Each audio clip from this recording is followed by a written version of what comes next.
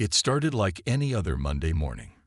People rushed to work, children played in schoolyards, and life moved at its usual pace. Then the sky turned purple. The massive ship appeared without warning, materializing above New York City in a flash of light that temporarily blinded anyone looking up. It stretched for miles, blocking out the sun and casting an enormous shadow over the city. Within minutes, similar ships appeared over every major city on Earth. The world stopped. Cars halted in the middle of highways. Workers abandoned their offices, stepping out onto streets to stare at the sky. Parents rushed to schools to collect their children. The internet exploded with pictures, videos, and theories about the visitors. Then the messages began. Every screen on Earth, phones, computers, televisions, billboards, flickered to life simultaneously. A figure appeared, tall and imposing, with red-tinted skin that seemed to shimmer like metal. Its 4 eyes blinked in an unsettling pattern as it began to speak in perfect English. "People of Earth," the alien said, its voice deep and artificial sounding. "I am High Overseer Red of the Dominion. Your planet has been chosen for integration into our empire. Resistance is inadvisable. Surrender now, and your transition will be peaceful." The world's governments scrambled to respond. Emergency meetings were called. Military forces worldwide went on high alert. But before any coordinated response could be mounted, High Overseer Red spoke again. "You have 1 hour to provide your surrender. If you refuse, we will demonstrate our power. Choose wisely." The next 60 minutes were chaos. Some nations wanted to fight. Others called for immediate surrender. The United Nations couldn't reach a consensus. As the deadline approached, the United States, Russia, and China made a joint decision. They would not surrender without a fight. Exactly 1 hour after the ultimatum, the demonstration began. The Dominion didn't target military bases or government buildings. Instead, they simply turned off electricity. All of it. Every power plant, every battery, every electrical system on Earth stopped working simultaneously. Cars died on roads. Hospitals went dark. Communications ceased. The world was plunged into darkness. Then, just as suddenly, power returned. High Overseer Red's face appeared on screens again. "This was a small demonstration," it said. "The next will be more convincing. You have 30 minutes to surrender." Military leaders quickly discovered their nuclear weapons wouldn't launch. Their most advanced fighter jets wouldn't start. Somehow, the aliens had disabled Earth's most powerful weapons without firing a shot. 28 minutes later, the world's governments issued a joint statement of surrender. High Overseer Red's final message was brief. "Wise choice. Processing begins tomorrow." That night, as people huddled in their homes, a small group of military engineers worked frantically in a bunker beneath the Rocky Mountains. Among them was Jack, studying the data from the global power outage. Something about the alien technology bothered him. It was too precise, too perfect in its control. "They didn't just turn off our power," he told his colleague Tom, pointing at readings on a paper printout. "They took control of it. Every circuit, every system. They're not just advanced. They're systematic. And systems can be understood." Tom nodded slowly, understanding dawning in his eyes. "And if we can understand it, we can fight it," Jack finished. "But we'll need time, and we'll need to learn everything we can about their technology." Neither man knew it then, but this realization would eventually become the seed of humanity's resistance. For now, though, they could only watch through the bunker's windows as more alien ships filled the night sky, their massive forms blotting out the stars. The processing would begin at dawn. Humanity's darkest hour was about to begin. But in that darkness, the first spark of hope had already been lit. The end of Part 1. The processing began at sunrise. Massive transport ships descended from the sky, landing in designated zones across every major city. The Dominion soldiers marched out in perfect formation, their armor gleaming in the morning light. They didn't carry weapons. They didn't need to. Each human was required to report to a processing center. Those who refused were simply paralyzed by invisible energy fields and dragged there anyway. The aliens worked with cold efficiency, dividing people into groups based on their skills and physical capabilities. Jack stood in line with thousands of others at the Denver Processing Center, his heart heavy as he watched families being torn apart. Children were separated from parents, husbands from wives. The aliens showed no emotion, no mercy. To them, this was simply logistics. When it was Jack's turn, a scanner passed over his body. The alien processor, a tall figure with blue-tinted skin, studied the results on its screen. Engineering expertise detected, it said in its metallic voice. Assignment: Shipyard Complex Alpha. Step forward for implant installation. The neural implant insertion took only seconds, but the pain was intense. A small device, no larger than a grain of rice, was injected at the base of his skull. Immediately, Jack felt a presence in his mind. Cold, mechanical, controlling. Through the haze of this new mental invasion, Jack saw Anna, his wife, being processed several lines over. Their eyes met briefly before she was directed to a different transport ship. The implant in his head prevented him from calling out, from running to her. He could only watch as she was led away, her assignment marking her for the mining colonies. The next few weeks were a blur of training and conditioning. The implants made sure everyone followed orders perfectly. Humans worked 18-hour shifts, building massive starships for the Dominion's fleet.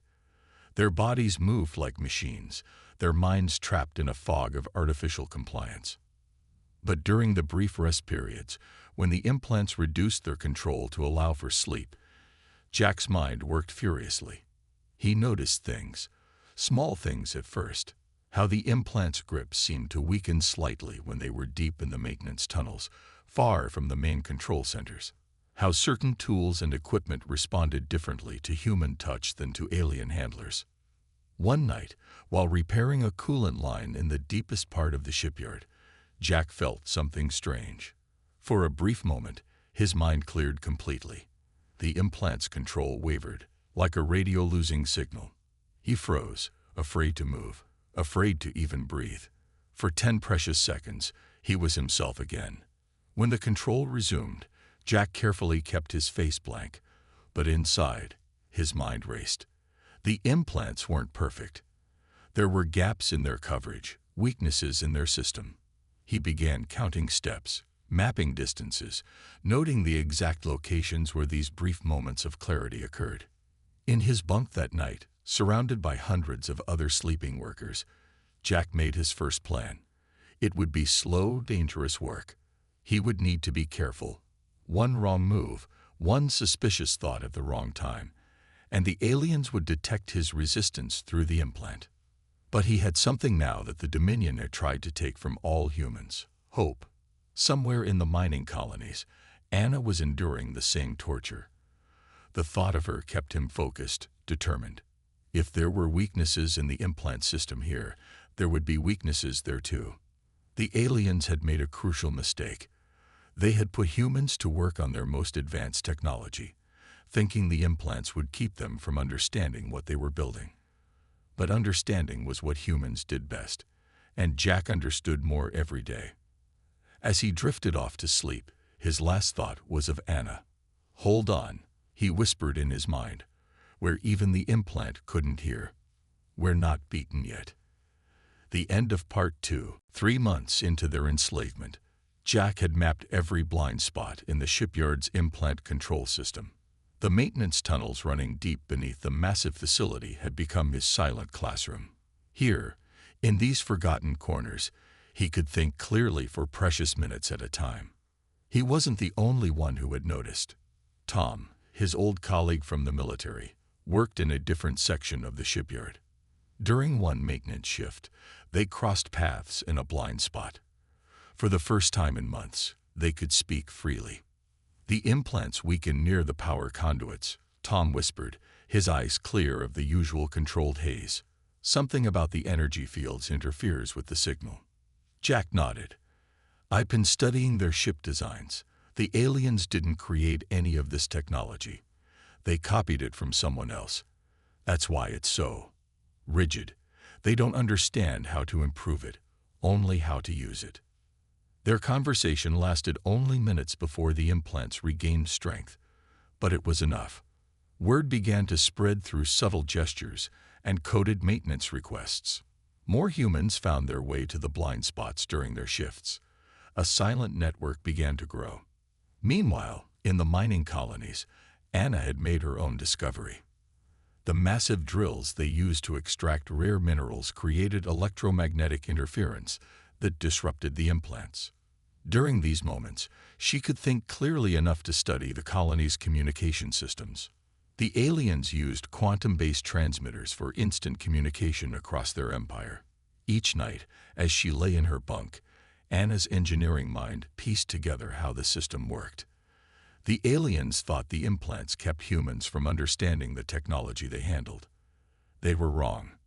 Back at the shipyard, Jack had started leaving hidden messages in maintenance logs. Simple things at first, coded numbers indicating blind spot locations, timing patterns of the implant signals. The aliens never checked these logs. To them, they were just routine data entries by their controlled workers. One day, while repairing a damaged hull section, Jack made a breakthrough. He noticed that the alien metals responded to human bioelectric fields differently than to alien ones. It was subtle, but it meant their technology wasn't completely compatible with human biology. The implants were fighting against the natural resistance of human nervous systems. In another section of the shipyard, a worker named Mary discovered she could briefly override her implant by focusing intensely on complex mathematical equations. The implants weren't designed to handle the full capacity of human abstract thinking. It was another crack in the Dominion's control. The resistance grew slowly, carefully. Workers began making tiny modifications to the ships they built, creating hidden weaknesses that looked like normal construction variations. The aliens, who only understood how to follow existing designs, never noticed these changes. Anna used her knowledge of the communication system to send hidden messages between colonies. She embedded them in routine maintenance signals, using human brainwave patterns as carriers, something the aliens couldn't detect because they never thought to look for it. 6 months into their enslavement, the human resistance had created a vast underground network. They shared knowledge, documented weaknesses, and prepared. The aliens remained confident in their control, never suspecting that their slaves were becoming experts in their own technology. In his private quarters, High Overseer Red reviewed production reports with satisfaction. The human workforce was efficient, obedient, and productive. Everything was proceeding according to plan. He never noticed that the reports contained hidden patterns, never realized the humans were doing more than just working. They were learning, adapting, preparing. The Overseer had made the same mistake that doomed so many others. He had given his slaves the keys to their own freedom. In the depths of the shipyard, Jack smiled faintly as he finished another routine maintenance log. The implant couldn't suppress the glint of determination in his eyes. The Dominion thought they had broken humanity. Soon, they would learn just how wrong they were.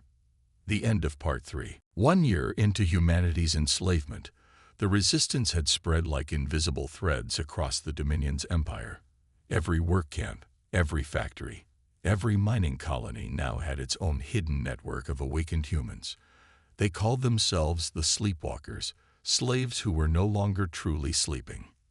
Jack had become a central figure in coordinating the shipyard's resistance. During a maintenance check in one of the blind spots, he met with representatives from other sectors. They had only minutes to talk before the implants regained control. "The mining colonies are ready," said Bill, a former computer programmer. "Anna's group has control of the backup communication systems. They can shut them down whenever we give the signal." Mary, who had first discovered how to resist the implants through mathematical focus, shared her own news. "We found a way to help others break free faster. Teaching them complex equations seems to weaken the implant's hold. We've freed over 200 workers in the past month." The aliens remained oblivious to these developments. They saw only what they expected to see: obedient workers following their programmed routines. The Dominion's own arrogance had become their greatest weakness. In the mining colonies, Anna had turned the quantum communication system into a secret weapon. She and her team had created a hidden network that piggybacked on the aliens' own signals. Messages traveled instantly between colonies, encrypted in ways the aliens couldn't detect. The shipyards have finished the modifications. Anna's message read, "Every new ship built in the past 6 months has the hidden weaknesses we designed. When the time comes, a single command will shut down their entire fleet." The resistance had even spread to the aliens' central command centers. Human cleaning staff, considered too unimportant to watch closely, gathered crucial information about the Dominion's security systems. They passed this information along through a complex relay of subtle gestures and coded work orders. Tom, working in the shipyard's power center, had made another crucial discovery. The implants draw power from the same network as their weapons, he told Jack during a brief meeting. If we overload one, we might be able to overload them all. The humans had turned their very limitations into advantages. Unable to communicate freely, they had developed hundreds of subtle ways to share information. The aliens' technology, designed to control them, had become the very tool they would use to free themselves. High Overseer Red remained pleased with the efficiency of his human workforce. Production rates were at all-time highs. The new ships being built were perfect copies of existing designs. Everything seemed to be running smoothly. He never questioned why maintenance requests had increased slightly. Never wondered why certain workers seemed to cross paths more often during repairs. The implants showed him exactly what he wanted to see. Docile, controlled humans doing exactly what they were told. In a secret meeting deep in the maintenance tunnels, Jack shared the Resistance's progress with other sector leaders. "We have people in every critical system now," he explained. "Power, communications, shipping, security, everything.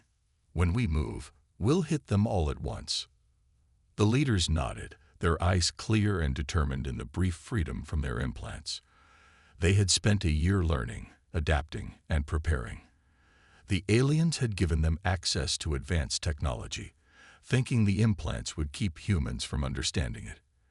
Instead, they had created an army of experts who knew their systems inside and out.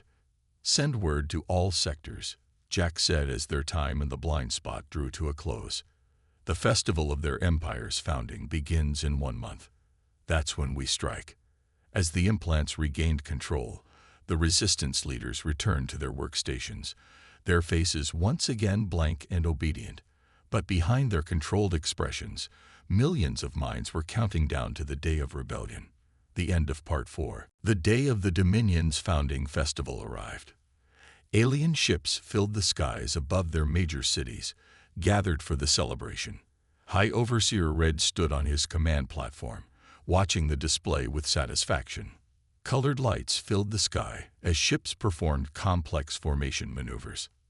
In the shipyard below, Jack waited at his workstation. The implant in his head buzzed with its usual controlling signals, but he barely noticed it now. 1 year of resistance had taught him how to think through the haze. He watched the clock, counting down the minutes. Anna, in her mining colony thousands of miles away, stood ready at her communication terminal. Around her, other workers continued their normal routines, giving no sign that anything was different. But beneath their controlled expressions, everyone was waiting. At exactly noon, when the festival celebrations reached their peak, Jack pressed a hidden sequence into his maintenance panel. The code, disguised as a routine system check, raced through the shipyard's network. Similar signals went out from every human facility across the Empire. For 3 seconds, nothing happened. Then everything happened at once. The power grid, modified by thousands of small changes over the past year, surged. The energy spike hit the implant control network like a tidal wave. Throughout the Empire, neural implants shorted out simultaneously. Millions of humans felt the controlling fog lift from their minds. In the shipyard, Jack shouted the signal they had waited so long to give. Now, the response was immediate. Workers pulled hidden weapons from maintenance panels. Others raced to control stations, entering commands that activated their secret modifications to the ships above. Across the facility, humans moved with the precision of a well-trained army. Anna's team in the mining colony launched their own attack. They seized control of the quantum communication network, blocking the aliens' ability to call for help. The hidden programming they had planted in the system over months of careful work now served its true purpose. High Overseer Red Celebration turned to chaos. Ships in the sky began falling, their systems corrupted by the humans who had built them. Security barriers failed. Communication systems crashed. Every piece of technology the Dominion had trusted was now turning against them. How is this possible? Red demanded, watching as humans emerged from their workstations, no longer under implant control. The system was perfect, but it hadn't been perfect. The aliens had never understood that humans don't just use technology. They learn it, improve it, master it. Every tool the Dominion had used to enslave humanity had been studied, understood, and quietly modified over the past year. In the corridors of the shipyard, Jack led a group of workers toward the central control room. The aliens, unused to resistance, fell back in confusion. Their weapons, designed to be used only against unmodified humans, proved useless against people wearing protective gear they had secretly constructed. Anna's voice crackled over the communication system, no longer hidden, but broadcasting openly. Mining Colony 7 is secured. All slaves freed. Moving to Phase 2. Similar reports began coming in from across the Empire. The revolution that had been planned in whispers and hidden messages was now breaking out in full force. The Dominion's own festival had given the humans the perfect opportunity. All their ships and leaders gathered in one place. High Overseer Red watched in horror as his perfect system crumbled. The humans weren't just fighting back. They were using the Dominion's own technology against them with a skill that should have been impossible. Too late, he realized his mistake. They had never been just slaves. They had been learning, adapting, preparing. As alarms blared and chaos spread, Jack allowed himself a small smile. The true war was just beginning, but the first battle had already been won. Humanity had turned its chains into weapons, and the Dominion was about to learn just how dangerous their simple slaves could be. The end of Part 5. The revolution spread across the Dominion's empire like wildfire. Within hours of the initial uprising, humans had taken control of major shipyards, mining colonies, and production facilities. But the aliens weren't going down without a fight. High Overseer Red ordered his remaining loyal forces to crush the rebellion. Alien warships descended on human-controlled facilities, only to find their weapon systems failing. The secret modifications humans had made to their ships over the past year now revealed their true purpose. Their fleet is splitting up, Tom reported from the shipyard's control center. They're trying to isolate each human facility. Jack nodded, watching the tactical display. That's exactly what we wanted them to do. Signal Anna. It's time for Phase 3. In the mining colonies, Anna and her team activated the next stage of their plan. The quantum communication network, which they had secretly rewired over months, suddenly connected all human-controlled facilities into a single unified system. The separated human forces could now coordinate their actions perfectly. But the humans weren't fighting alone anymore. Other enslaved species in the Dominion, inspired by the human uprising, began their own rebellions. The rock dwellers of Colony 9, the wing riders from the gas giants, and dozens of other species joined the fight. We're receiving signals from non-human resistance groups, Mary announced from her communication station. They want to coordinate their attacks with ours. The aliens had never imagined their slaves could work together. Their empire had been built on keeping their subject species divided and controlled.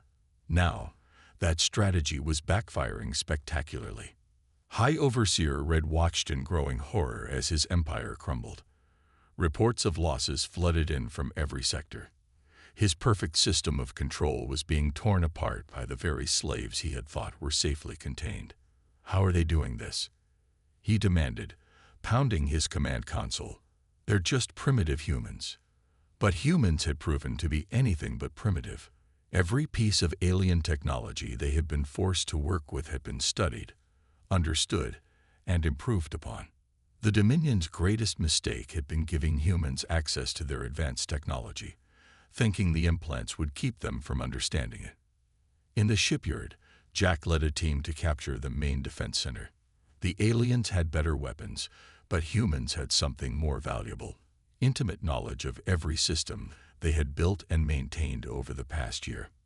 "Power grid is overloading in sectors 3 through 7, Tom reported. "Just like we planned." The carefully orchestrated chaos spread through the alien defenses. Security systems turned against their masters. Doors sealed randomly, trapping alien soldiers. Environmental controls malfunctioned in exactly the ways humans had designed them to. Anna's voice came through the newly unified communication network. "Mining Colony 7 has access to their weapons storage. We're arming all freed slaves. The Wing Riders are providing air support." The Dominion's forces found themselves fighting an enemy that understood their technology better than they did. Every weapon they tried to use had been subtly modified. Every system they tried to activate had hidden traps built in by the humans who had maintained them. High Overseer Red made his final mistake. He ordered his flagship to fire its main weapon at Earth. The massive energy cannon powered up, its barrel glowing with destructive force. Nothing happened. "Looking for this?" Jack's voice came through the ship's communication system.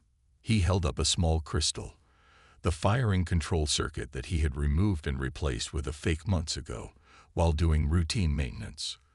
The Overseer's own flagship turned against him, its systems now under human control. As he was led away in restraints, Red finally understood the fatal flaw in his plan. He had given his slaves the keys to his empire, thinking they would never learn how to use them. He had been wrong. The age of the Dominion was over. The age of freedom was about to begin. The end of Part 6. 1 month after the revolution began, representatives from all freed species gathered on Earth for a historic meeting. The Grand Hall of the former Dominion Command Center, once a symbol of oppression, now served as a place of hope and unity. Jack stood at the podium, looking out at the diverse crowd. Humans sat alongside rock dwellers, wing riders, and dozens of other species. Each had played their part in overthrowing the Dominion. Each had earned their freedom. "The Dominion failed," Jack began, his voice carrying through the hall, "because they thought technology alone made them superior. They never understood that true strength comes from learning, adapting, and working together." In a holding cell deep beneath the command center, High Overseer Red watched the proceedings on a small screen. The once proud alien leader had lost everything. His perfect empire had crumbled in less than a month, defeated by the very slaves he had thought were safely controlled. Anna, now heading the new interstellar communication network, presented the plan for the future. "We're dismantling the implant control systems," she announced. "The technology will be repurposed for medical use, healing instead of controlling."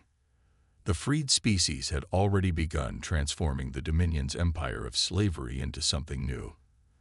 The massive shipyards now built vessels for exploration and trade. The mining colonies operated as cooperative ventures, with profits shared among all workers. Tom stepped forward to present the technology sharing initiative. "Every species has something unique to contribute," he explained.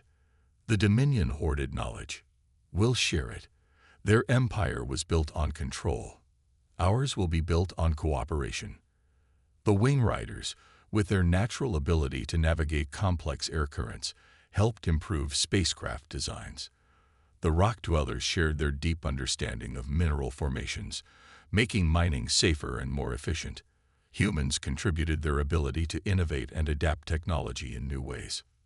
Mary, who had first discovered how to resist the implants through mathematical thinking, now led a team studying the quantum communication network. "We're expanding it," she told the assembly. "Soon, any species in our alliance will be able to instantly communicate with any other." The former slaves had not simply defeated their masters, they had surpassed them. Where the Dominion had seen only tools to be controlled, the new alliance saw partners to be valued. Where the aliens had built walls, the freed species built bridges. High Overseer Red watched as his former slaves dismantled everything he had built. But they weren't destroying it. They were making it better. The technology his people had only known how to copy and control was now being improved in ways they had never imagined. The hardest part, Jack continued in his speech, will be making sure nothing like the Dominion ever happens again. That's why we're creating the Freedom Council. Every species will have an equal voice. Every decision will be made together. Anna stepped up beside him, taking his hand. After a year of separation during their enslavement, they now work together to build a better future. We're also establishing the knowledge exchange, she added. Every species will share their discoveries. We'll grow stronger by learning from each other. As the assembly concluded, ships rose into Earth's sky, not as conquerors or slavers, but as partners in a new age of exploration and cooperation. The stars that had once seemed to hold only threat and darkness now promised adventure and discovery. In his cell, High Overseer Red finally understood. The Dominion had failed not because their technology was flawed, but because they had never understood the true source of strength. It wasn't about controlling others. It was about working together, learning from each other, and growing stronger through unity. The age of the Dominion was over. The age of cooperation had begun, and humanity, once enslaved, now helped lead the way to a future where no species would ever be chained again. The end.